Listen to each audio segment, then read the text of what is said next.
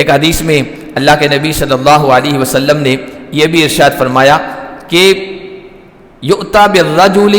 یوم القیامت فیلقی فی النار، کل قیامت کے دن ایک آدمی کو لایا جائے گا اور اس کو جہنم میں ڈال دیا جائے گا، فتندلق اقطاب بطنہ، اور اس کو سزا اس طور پر دی جائے گی کہ اس کے پیٹ کے اندر جو انتڑیاں ہیں نا وہ باہر آ جائیں گی، فیدور بہا کما یدور الحمار بالرحا،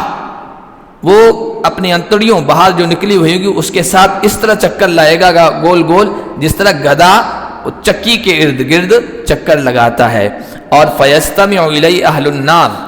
سارے جہنمی اس کے پاس آ جائیں گے، کہیں گے یا فلان ما لکا، ارے اللہ کے بندے تیرا کیا معاملہ ہے، الم تکن تأمرنا، آپ ہمیں بھلائی کا حکم نہیں دیتے تھے، وتنہانا عن المنکر، کیا آپ ہمیں برائی سے نہیں روکتے تھے، آپ تو اچھے خاصے آدمی تھے، مقرر تھے، خطیب تھے، واعظ تھے، ممبر پر کھڑے ہو کے لوگوں کو نصیحت کرتے تھے، تو وہ کہے گا بلا لقد کنت آمر بالمعروف ولا آتی، میں لوگوں کو تو بھلائی کا حکم دیتا تھا لیکن خود نہیں کرتا تھا، وانہا عن المنکر وآتی، لوگوں کو برائی سے روکتا تھا لیکن خود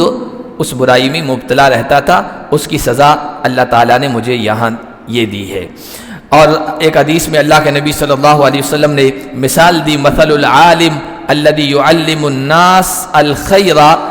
اس عالم کی مثال جو لوگوں کو بھلائی سکھاتا ہے، نیکی کی ترغیب دیتا ہے،